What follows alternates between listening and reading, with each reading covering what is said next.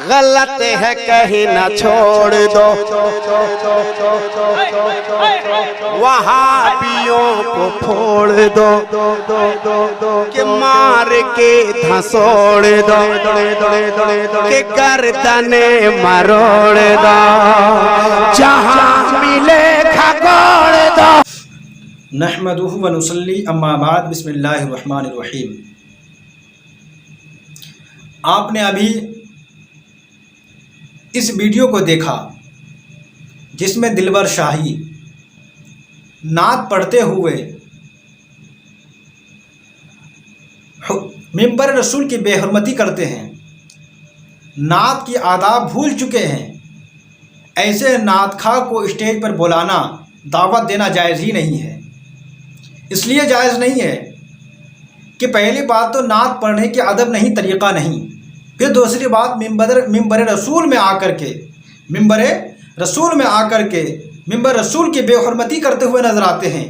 اس نے نعت پڑھا، کبھی نعت تو گانے کے ٹال میں پڑھتے ہوئے نظر آتے ہیں، کبھی سونگ کی ٹال میں پڑھتے ہوئے نظر آتے ہیں، اور کبھی جو آپ نے جو اس ویڈیو کو سنا، اس کلپ کو سنا، مار دو، کاٹ دو، مروڑ دو، یہ کیا یہ نعت ہے؟ کیا یہ رسول صلی اللہ علیہ وسلم کی یا کس کی شان میں نعت ہے؟ کس نے اجازت دیا اس طرح نعت پڑھنے کی؟ یہ کہاں سے طریقہ لایا ہے؟ یہ تو بالکل نوٹنگی ہے، یہ بالکل ناچ ہے۔ اس کو ناچنے کے لیے چلا جانا چاہیے کہیں۔ اس طرح سے بالکل نعت پڑھنے کے آداب نہیں ہے، اور ممبر رسول کی یہ بے حرمتی ہے۔ اور عوام بھی کل انعام کی طرح داد دیتے ہوئے نظر آتے ہیں، نعرے لگاتے ہوئے نظر آتے ہیں۔ کیا وہاں کوئی ایک عالم نہیں تھا جو ان کی اصلاح کر سکے، ان کو بتا سکے کہ یہ ممبر رسول کی بے حرمتی ہے، اس طرح سے بے حرمتی نہ کیا جائے؟ اگر اسی طرح سے ہوتا رہا تو ایک دن ہمارے جلسے بالکل ہو جائے گا، بالکل ناچ گانے کی طرح سے، اور کوئی روکنے والا بھی نہ ہوگا۔ تو ہمیں چاہیے کہ اس طرح سے نعت خواں حضرات کو نہ بلائیں۔ اگر بلائیں تو صحیح جو طریقہ ہے نعت پڑھنے کا، اس طریقے سے نعت پڑھوائیں، اور وہ شاعر اس طریقے سے نعت پڑھے تو ٹھیک ہے، ورنہ اس طرح سے نوٹنگی باز اور ناٹک کرنے والے، گانے کے ٹال میں پڑھنے والے، مار دو، توڑ دو، مروڑ دو، یہ کیا ہے؟